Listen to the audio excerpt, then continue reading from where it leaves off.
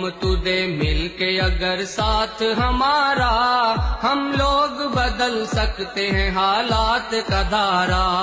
اے قوم تو دے مل کے اگر ساتھ ہمارا، ہم لوگ بدل سکتے ہیں حالات کا دھارا۔ میرے کو آج بھی سیاست سمجھ میں نہیں آتی، میں صرف یہ جانتا ہوں کہ کام کرنا ہے۔ اتار چڑھاؤ، یہ داؤ پیچ میرے کو آج بھی سمجھ میں نہیں آتا۔ سالار نے کہا یاد رکھو تم وہ کام کرنے جا رہے ہو جہاں پر آج سے تمہاری نیند، تمہارا چین سکون ختم۔ تم وہ کام کرنے جا رہے ہو کہ یاد رکھو تم پر الزامات لگائے جائیں گے۔ تم وہ کام کرنے جا رہے ہو کہ تم کو بہادری کے مظاہرے کرنا پڑے گا۔ یاد رکھو تم اس راہ پر جا رہے ہو کہ کبھی وقت پڑا تو تم کو اپنی جان بھی دینا پڑے گا، یا دینا پڑے گا یا پھر تمہاری جان بھی جائے گی۔ اور جب میں یہ سن رہا تھا میں سوچ رہا تھا یہ کیا بھی میں اچھا خاصا باہر پڑ رہا تھا، قائد اس طرح کی کامنٹری کر دیے میرے سامنے۔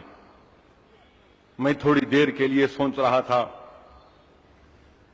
میں کہا یہ تو بڑا مشکل کام ہے، میں آپ کی طرح نہیں بن سکتا سر۔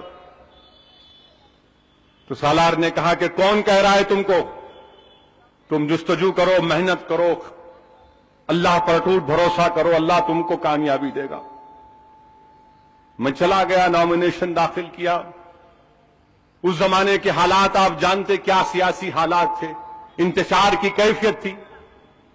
بابری مسجد کی شہادت کے بعد پہلا اسمبلی کا الیکشن ہوا۔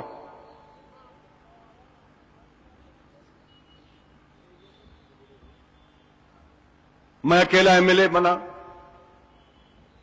اور جب میں سٹی کالج میں کاؤنٹنگ ہو رہی تھی، ہمارے ساتھ ہمارے غفار میاں تھے، سابقہ رکن بلدیہ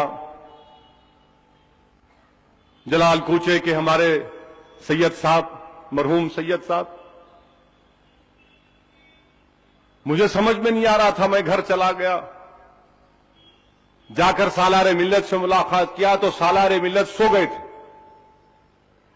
میں جا کر کھڑے ہو کر ان کے پیر چھوا اور ان کو اٹھایا، کہا کہ میں جیت کر آیا ہوں اور مجھے سمجھ میں نہیں آ رہا کہ میں کیا کروں۔ اب صرف ایک ہی ایم ایل اے کامیاب ہوا، میری آنکھوں میں آنسو تھے، میں پریشان تھا۔ مرحوم قائد نے کہا یہ رونا چھوڑو، جاؤ، اگر عشاء پڑے تو سو جاؤ، نہیں پڑے تو عشاء پڑھو، سو جاؤ، صبح میں بات کریں گے۔ میں بولا یہ کیا ہے بھائی؟ مگر حوصلہ عزم تھا، سالار ملت کا اتنا بڑا حوصلہ تھا کہ اتنے بڑے حالات کے باوجود بھی میرے قائد نے کہا جاؤ صبح بات کریں گے۔ اور اس زمانے میں سگریٹ پیتا تھا، اب چھوڑ دیا الحمدللہ، حرام ہے نہیں پینا۔ میں غلطی کر کے بول رہا ہوں آپ کو۔ صبح سالار نے کہا کہ دارالسلام چلیں گے، میں بولا ہے ہی نہیں کوئی اب، بولے چلو تم گاڑی بیٹھو۔ میں اور مرحوم قائد دارالسلام کو گئے تو دارالسلام میں مجلس کے اراکین میں بھی بڑی تکلیف تھی، رنج تھا، غم تھا۔ میں مرحوم قائد اور اس وقت ایک دارالسلام میں مرحوم رزاق صاحب کام کرتے تھے، تو سالار ملت اور میں بیٹھتے تھے، سامنے لوگ بھی ذرا کم آتے تھے، تو 8-10 دن تک صرف 3 یا 4 لوگ آتے تھے۔ وہ 8-10 دن مرحوم قائد نے مجھے بٹھا بٹھا کر سیاست یہ ہے، سیاست یہ ہے، سیاست یہ ہے، سیاست میں یہ کرنا، سیاست میں یہ کرنا، مجلس کو اس طرح مضبوط کرنا، مجلس کے لیے یہ کام کرنا۔